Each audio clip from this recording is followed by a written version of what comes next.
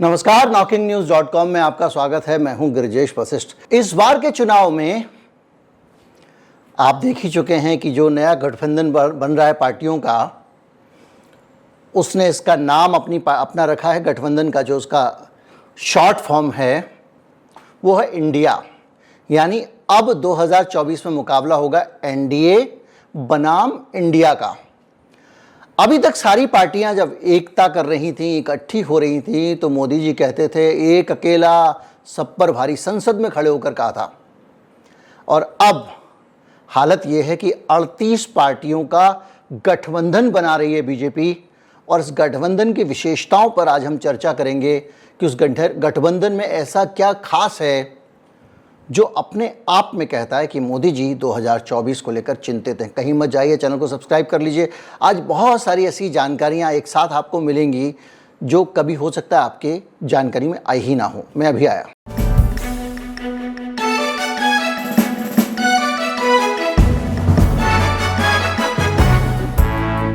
बड़े सारे मैसेज हम देखा करते थे, उसमें एक शेर की फोटो लगी होती थी और लिखा होता था जंगल में शेर अकेला घूमता है, कुत्ते झुंड बनाकर घूमते हैं। ये एक गौरवपूर्ण बयान था बीजेपी समर्थकों का, या कहें कि मोदी को चाहने वालों का, या कहें कि मोदी भक्तों का। खुद मोदी भी गर्व के साथ कहते थे एक अकेला सब पर भारी। सुन लीजिए, खुद कह रहे हैं मोदी जी। और आदरणीय सभापति जी, देश देख रहा है, देश देख रहा है, एक अकेला कितनों को भारी पड़ रहा है, एक अकेला कितनों को भारी पड़ रहा है। तो एक अकेला सब पर भारी था, लेकिन आज ये अकेला 38 पार्टियों को लेकर 38 पार्टियों को लेकर दिल्ली में अपना एनडीए मोर्चा बनाने में लगा हुआ है। और इस भानुमति के कुनबे में कौन कौन लोग हैं, इसको आप सुनेंगे तो चौंक जाएंगे। इन लोगों की प्रशंसा में मोदी जी ने क्या कहा है वो भी सिलसिलेवार तरीके से आपको बताएंगे। लेकिन एक बार एक शब्द है, ये मोदी जी के लिए इस्तेमाल नहीं कर रहा हूँ, ये राजनीतिक मुहावरा है, और वो शब्द है लतखोर। आज 38 लोगों की, 38 पार्टियों की जो बैठक हो रही है, उसमें एक आदमी है उत्तर प्रदेश का, ओम प्रकाश राजभर। ओम प्रकाश राजभर ने ये फतवा जारी किया था, ये बयान दिया था कि बीजेपी वाला कोई भी आए तो उसको पीटो, चाहे वो छोटा हो या बड़ा हो। यानी जो आपको पीटने की बात करता था, आज आप उसके साथ में बैठकर 2024 में बचा ले यार कर रहे हैं। 38 पार्टियां हैं, विपक्षी गठबंधन में 24 पार्टियां हैं। कौन कौन लोग हैं अगर आप देखें तो अजित पवार भी हैं। अभी थोड़ा ही समय हुआ है भोपाल में जब मोदी जी कह रहे थे कि मैं सबको जेल में डालूंगा, ये घोटालों का गठबंधन है, ये करप्शन का गठबंधन है। और मेरी गारंटी है, हर घोटालेबाज पर कार्रवाई की गारंटी।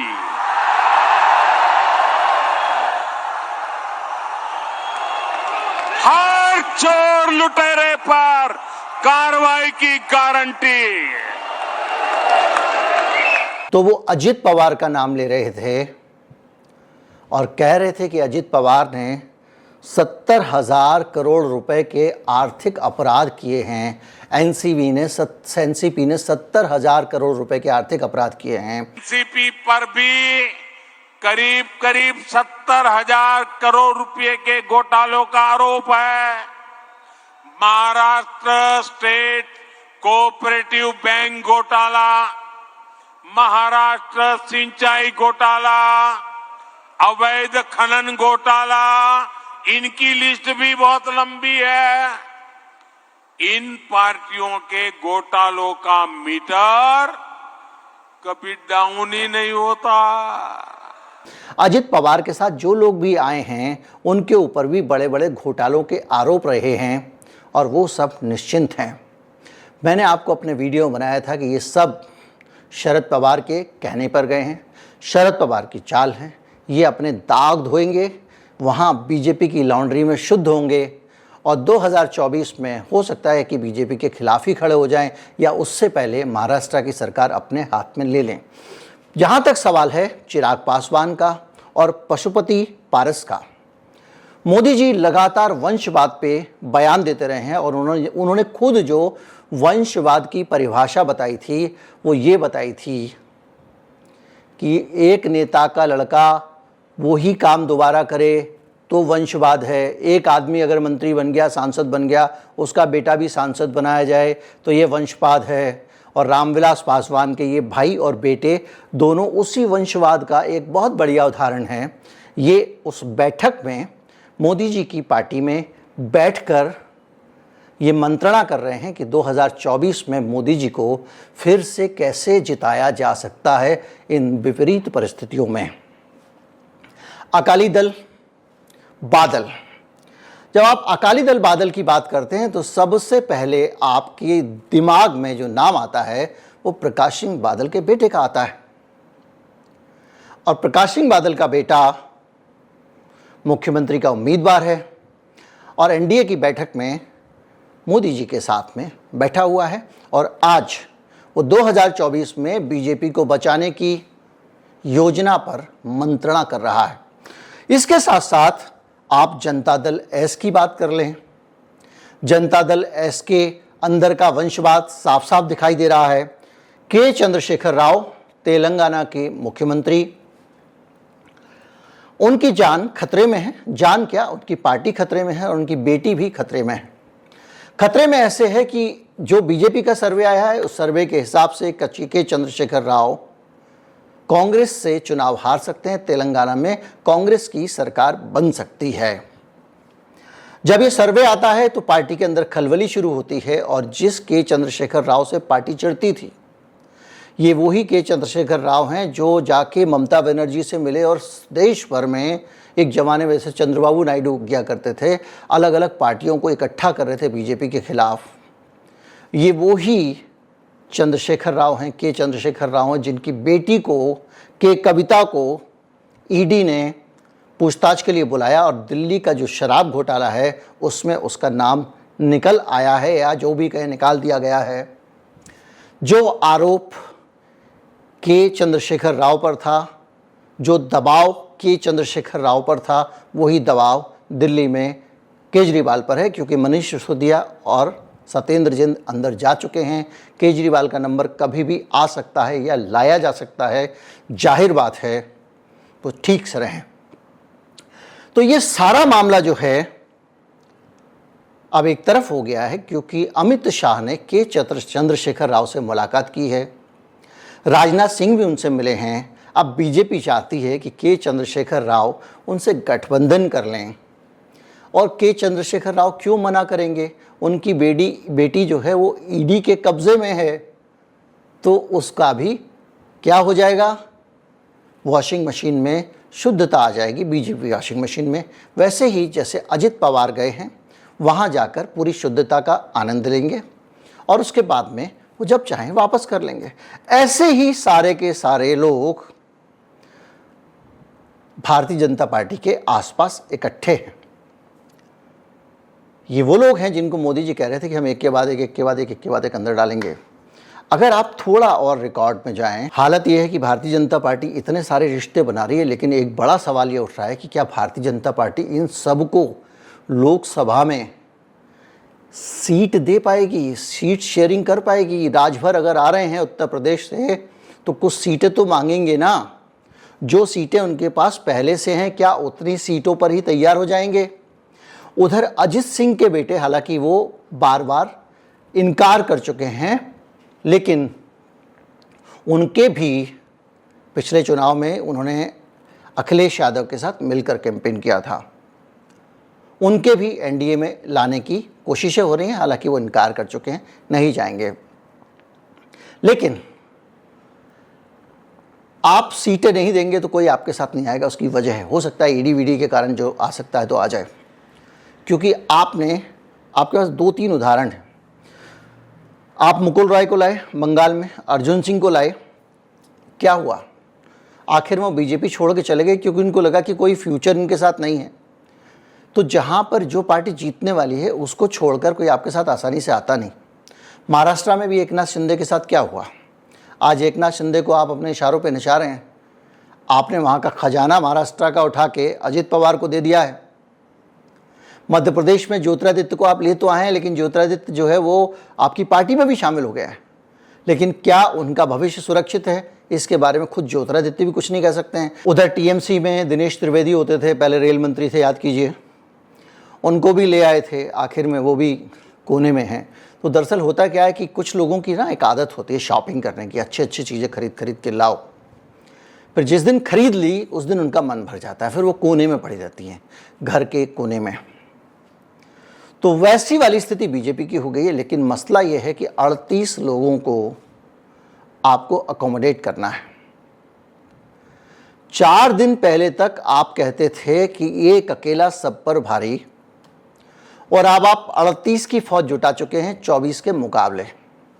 ऊपर से एक और नया कांड हो गया है। नया कांड ये हो गया है कि वहां पर ब्रेन के बाद एक, कल ही मैंने बताया था कि राहुल गांधी की जो मार्केटिंग स्ट्रेटजी है या कैंपेन स्ट्रेटजी है या इमेज बिल्डिंग एक्सरसाइज है वो बिल्कुल बदल चुकी है और वो तेजी से गेन कर रहे हैं। सर्वे आप देख रहे हैं, जहां से भी सर्वे आ रहे हैं बीजेपी के लिए अच्छी खबरें नहीं आ रही हैं। मध्य प्रदेश से अच्छी खबरें नहीं आई हैं। सी वोटर का सर्वे है, सी वोटर के यशवंत देशमुख को जो मैं अपने चैनल पर लाया तो लोगों ने कहा कि वो तो आरएसएस के आदमी हैं। हालांकि वो प्रोफेशनल आदमी है, वो किसी के नहीं है। उनके ठीक है, उनकी फैमिली बैकग्राउंड आरएसएस का बहुत बड़ा योगदान है, वो अलग चीज़ है, उस पर कभी और बात करेंगे। लेकिन उनका अपना सर्वे भी कह रहा है कि मध्य प्रदेश में मुश्किल है, और इसी तरह से आप जो है यहाँ आपका अपना बीजेपी का सर्वे आपको हरवा रहा है। कर्नाटक में आपकी हार की घोषणा सी वोटर के सर्वे ने पहले की थी, बहुत पहले से कर दी थी। साल भर पहले से वो लोग अपना कुछ उनका चलता है, साल भर वो अपना एक उनका इंडिकेटर रहता है, साल भर वो चेक करते रहते हैं। उसमें लगातार कर्नाटक से बीजेपी हारती दिख रही थी। तो भैया एक चीज़ और भी है ना कि जब आप सभी जगह आप लुढ़क रहे हो, ऐसी हालत में जो सीटें आएंगी कुल, उन सीटों में किस पार्टी को कितनी हिस्सेदारी मिलेगी, ये बड़ा सवाल है। 38 पार्टियां हैं।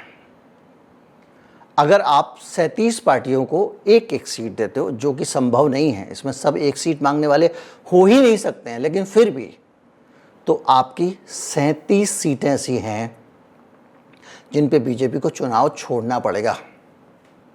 और अगर 2-2 देते हो तो 74 सीटें ऐसी हैं जिन पे बीजेपी खुद चुनाव नहीं लड़ पाएगी और इनकी दया माया पर निर्भर रहेगी। तो खेल जो है ना बड़ा रोचक है, और इस खेल में एक चीज़ पक्की है कि एक अकेला सब पर भारी कहने के बाद भी सारे लोगों का गठबंधन डर के मारे हो रहा है, चोरों का गठबंधन, ये कहने के बाद भी आप उन लोगों को अपने पास ला रहे हैं जिनके ऊपर करप्शन के आरोप हैं और जिनको आप पहले टारगेट करते रहे। आप उन लोगों को अपने साथ लेकर आ रहे हैं जिनसे जो कहते थे कि इनको पीटो। आप उन लोगों को अपने साथ लेकर आ रहे हैं जो एकदम क्लासिकल एग्जाम्पल हैं वंशवाद के, जैसे दूसरे मामलों में थी। तो अब बीजेपी वंशवाद के खिलाफ वोट कैसे मांगेगी, करप्शन के खिलाफ वोट कैसे मांगेगी? लोग जब जाओगे वोट मांग ले, लोग कहेंगे लो भाई अजित पवार की शक्ल देख लो। तो ये, क्योंकि अजित पवार करप्ट है ये नहीं कह रहा हूं, लेकिन आप ही तो करप्ट कहते थे उनको। तो अब ये बड़ा मामला फंस गया है। एक के बाद एक अगर ये 2 राज्य, राजस्थान, मैं 3 की बात नहीं कर रहा हूं, छत्तीसगढ़ का तो है ही पक्का कि वो कांग्रेस के पास रहेगा, और इनके बारे में भी जो अभी तक का फीडबैक है वो तो राजस्थान और मध्य प्रदेश का यही कि कांग्रेस जीत रही है। लेकिन अगर सचमुच ये ही होता है जो अभी तक चल रहा है, आप पलट नहीं पाते, जो बहुत मुश्किल काम है पलटना, तो 3 राज्य हारने के बाद में आपकी क्या दशा होगी? अब क्या मुझे लगता है कि जो सोशल मीडिया पे शेर अकेला चलता है कुत्ते झुंड में चलते हैं वाला डायलॉग व्हाट्सएप पे सोशल मीडिया सेल शेयर कर पाएगी? क्या पूरा का पूरा कैंपेन, पूरी की पूरी राजनीति के मुहावरे बदलने वाले हैं? क्या करप्शन के खिलाफ वोट मांगने की अब बीजेपी की हिम्मत रह गई? हालांकि बीजेपी के ऊपर भरपूर करप्शन के आरोप लगे हैं। इतने ज़्यादा लगे हैं कि अभी तक किसी पे नहीं लगे। लेकिन सवाल इस बात का है कि भैया यहाँ तो कुछ दिखता ही नहीं है। दुनिया भर में एक भी सौदा हथियारों की दलाली के बगैर, हथियारों का सौदा दलाली के बगैर नहीं होता, ये दुनिया जानती है। और हमारे देश में हम सबसे ज़्यादा दुनिया में हथियार खरीद रहे हैं, तो भैया दलाल कहाँ हैं? क्या विश्व रिकॉर्ड बन रहा है बगैर दलाली के सौदे हो रहे हैं? तो करप्शन की तो बातें बहुत सारी हैं। और एक तो किसी ने वेबसाइट बना दी है, वो करप्ट बीजेपी है क्या, मुझे याद नहीं है क्या है, उसमें सिर्फ लिस्ट ही है कि कौन सा घोटाला बीजेपी के खिलाफ है, राज्य के मामले में, इस राज्य में, उस राज्य में, बहुत सारे हैं वो पूरा। तो बहरहाल, तो करप्शन पे आप मुकाबला कैसे करोगे? भले ही वो जितने भी हों, लेकिन ये जो प्रतीक आपने खुद ही बोला ये करप्शन का प्रतीक है, वो सब लोग आपके बगल में खड़े होंगे 38 लोगों में, और सामने 24 लोगों में खड़ा होगा केजरीवाल, जिसको आप करप्ट कह रहे हो लेकिन कोई मान नहीं रहा है। राहुल गांधी खड़ा होगा, जिसका नाम भले ही उसके पिताजी की तरह मिस्टर क्लीन ना हो, लेकिन उसके ऊपर करप्शन का कोई आरोप नहीं लगा सकता, कोई उंगली नहीं उठा सकता। तो एक वहाँ पर खड़गे होगा। तो इस पूरे माहौल के बीच में आप, मैं जानता हूँ बहुत सारे लोग, मेरे किसी ने लिखा कि 10,000 टाइम भी कोशिश करके राहुल गांधी नहीं जिता सकता। भैया ये इनामी दंगल नहीं हो रहा है राहुल गांधी के बीच में और मोदी जी के बीच में। खैर वो भी होगा तो रिजल्ट कुछ और आ सकते हैं, लेकिन ये इनामी दंगल नहीं हो रहा है, ये राजनीति है। इसमें बहुत सारे फैक्टर काम करते हैं, कोई भी एक फैक्टर क्लियर कट नहीं होता, ये ब्लैक एंड वाइट नहीं है, इसमें बहुत सारे पहलू हैं। और इसलिए खुद मोदी जी चिंतित दिखाई दे रहे हैं। ये कोई छोटी बात नहीं है कि 38 पार्टियों के साथ बैठकर भारतीय जनता पार्टी मंत्रणा करे, और 38 पार्टियां भी ऐसी ऐसी छांट छांट के ला रही है। ये सब ठुकराए हुए लोग हैं, इनके ये सब सताए हुए लोग हैं, ये ईडी वीडी के परेशान लोग हैं।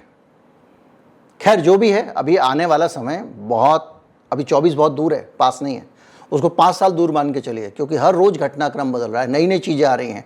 आप ये मान के चलिए कि एनडीए वर्सेस इंडिया करने का मतलब क्या है? एनडीए वर्सेस इंडिया ये कि जो मोदी जी का गठबंधन है बीजेपी का, वो तो है एनडीए। तो जो 24 पार्टियों की आज बैठक हो रही है बेंगलोर में, उन्होंने अपना नाम रखा है Indian national democratic inclusive alliance, यानी उन्होंने अपने गठबंधन का नाम इंडिया कर दिया। जैसे पहले यूपीए था ना, अब ऐसे इंडिया कर दिया। अब आप इंडिया के खिलाफ बयान दो, इंडिया के खिलाफ गाली दो, एक और तकनीकी चीज़ है। जो भी है, हमको 2 काम करने होते हैं। हम एक तरफ से देख के, देखिए जो एम्पायर होता है ना, वो भी गेम का आनंद तो लेता ही है, लेकिन उसके बावजूद ये नहीं भूलना है कि हम एम्पायर हैं, हमें फैसला करना है। उम्मीद करता हूँ वीडियो आपको अच्छा लगा होगा। अच्छा लगा हो तो ज़्यादा से ज़्यादा लोगों तक पहुँचाए, चैनल को सब्सक्राइब कर लें, और बताएं कि एक अकेला आप सब पर भारी नहीं है, और शेर अकेला घूमता है और कुत्ते झुंड में घूमते हैं, ये मुहावरा भी अब पुराना हो चुका है। नमस्कार, जय हिंद।